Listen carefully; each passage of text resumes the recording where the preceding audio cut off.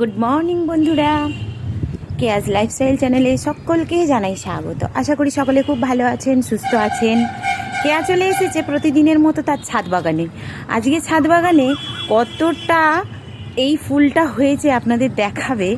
একবার দেখুন বন্ধুরা, কত পরিমাণে ফুটে উঠেছে। দুদিন বৃষ্টি হয়েছে না, বৃষ্টির জলে এই ফুলগুলো প্রচুর পরিমাণে ফুটে উঠেছে। তো চলুন দেখাই আমার ছাদ বাগানের কিছু দৃশ্য। দেখুন, গাছ ভরে ফুল হয়েছে, কত ফুল হয়েছে। এটা বেলি ফুল, কত হয়েছে দেখুন। গাছ ভর্তি হয়ে গেছে, সাদা হয়ে গেছে গাছটা। প্রচুর ফুল হয়েছে, বৃষ্টি হয়েছে যার কারণে গাছের ভালো ফুল এসেছে, কুঁড়ি এসেছে। কুঁড়ি থেকে এই ফুলগুলো একবারে ভরে গেছে। আরও ফুল আছে, চলুন দেখাই। আরও দেখাতে দেখুন একবার, লাল জবাগুলো কত সুন্দর ফুটেছে। কত হয়েছে লাল জবা।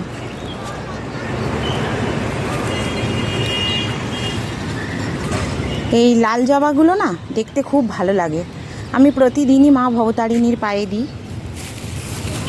আর এই হচ্ছে ডবল টগর ফুল। এই গাছটার একটা কাহিনী বলি।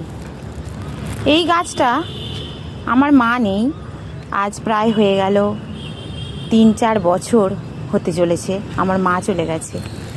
এই গাছটা আমার মা দিয়েছিল একেবারে ছোট্ট 1 আঙুল সমান। সেই গাছটা আজ এত বড় হয়ে এত সুন্দর ফুল দিচ্ছে। আমি এই গাছটার মধ্যে আমার মাকে খুঁজে পাই, তাই এই ফুলগুলো না আমি খুব ভালোবাসি।